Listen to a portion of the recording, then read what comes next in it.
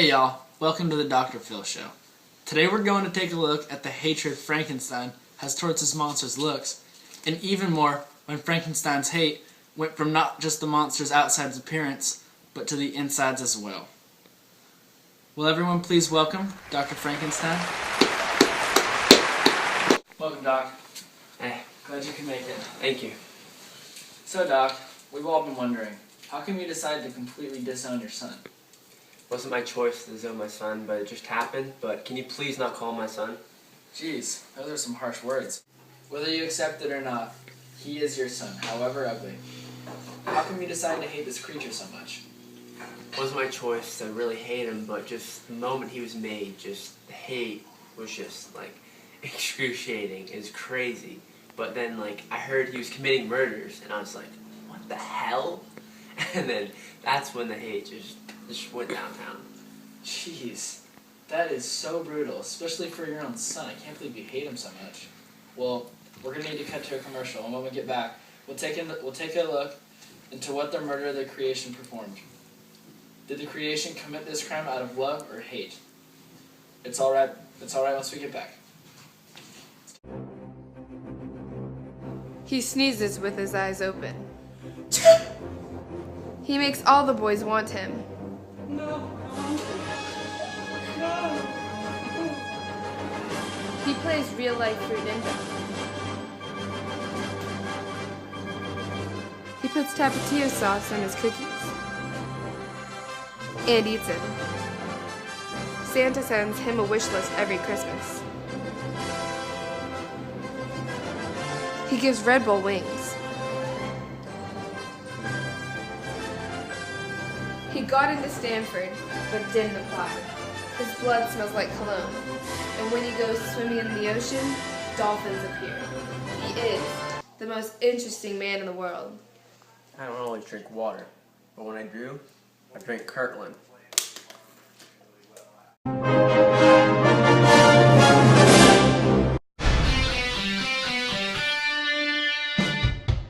Howdy y'all, and welcome back. If you're just tuning in, we just finished talking about Frankenstein's disgust towards his creation.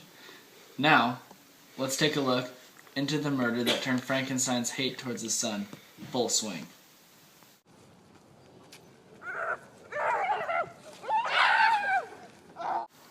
Wow! That was some intense footage. That frightened the hell out of me. Whew, let's welcome in the monster itself.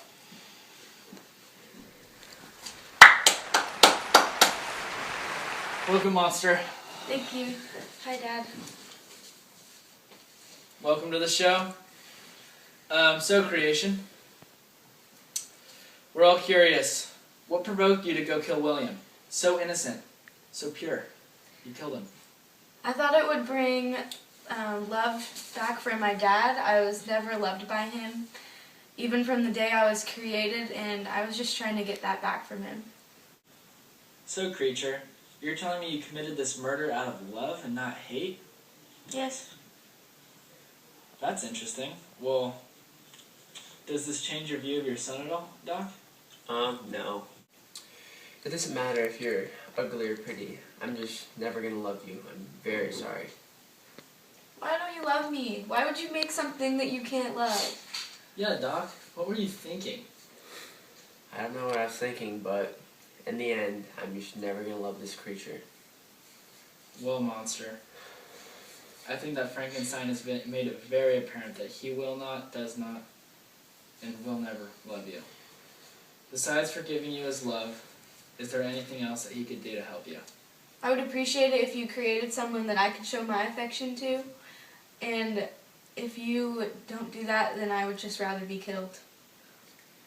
Well, I mean, we could go over both options, but I'd rather do the second option, but we can talk about this later.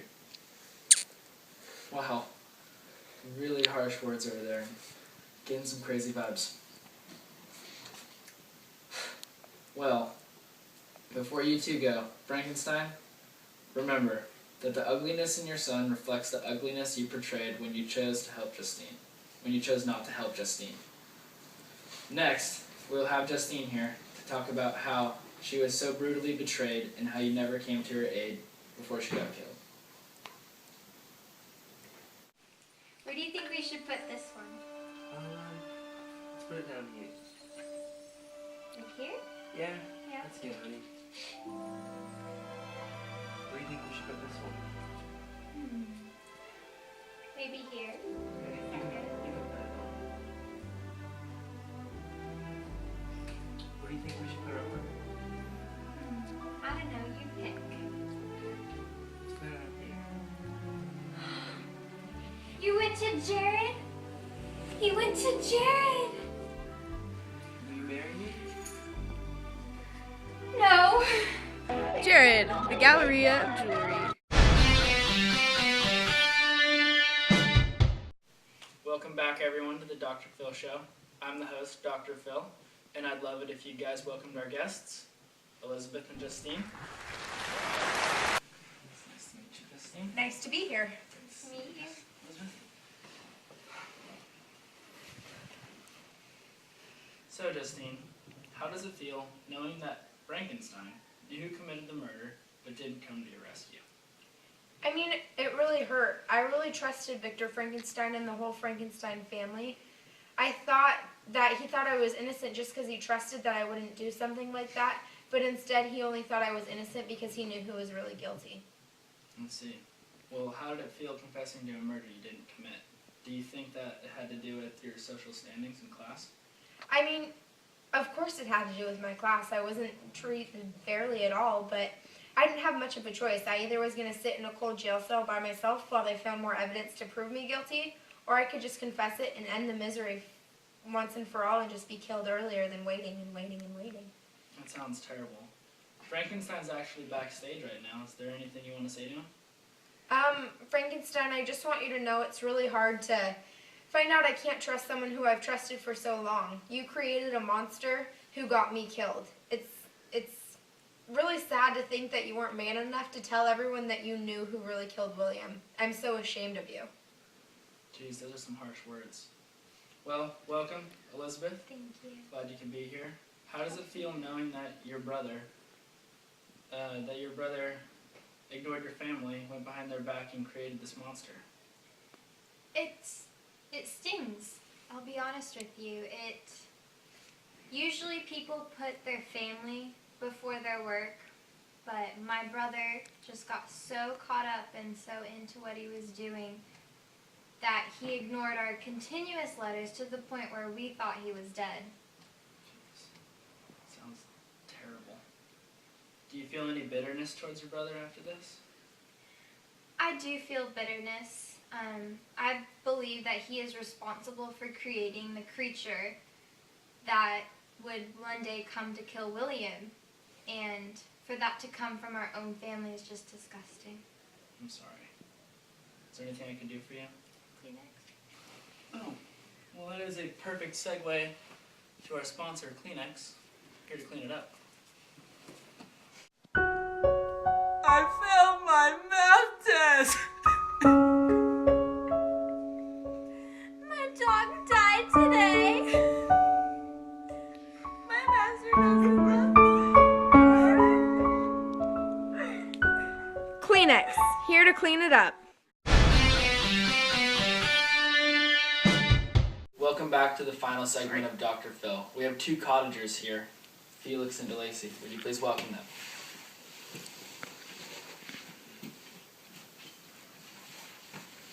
Welcome to the show. Thank you. Phil. Welcome to the show. Phil.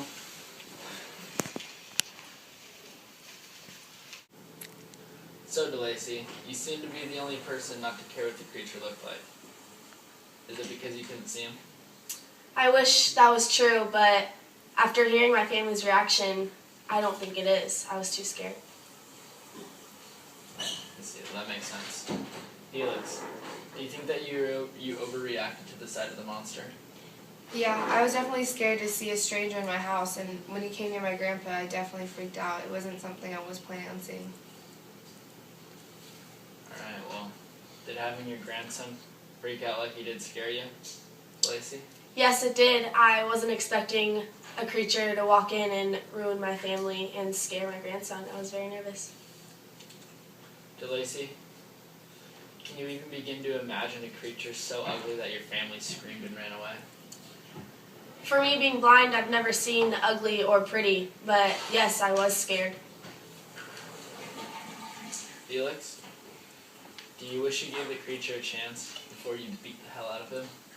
I definitely did. I definitely overreacted, and next time if something like that were to ever happen again, I want to know the intentions of someone, a stranger, instead of just automatically assuming that they were doing wrong just because of what they look like. Yeah, it's crazy. Does it bother either of you knowing the monster is outside your house spying on you? Doesn't bother me none. It bothers me. Well,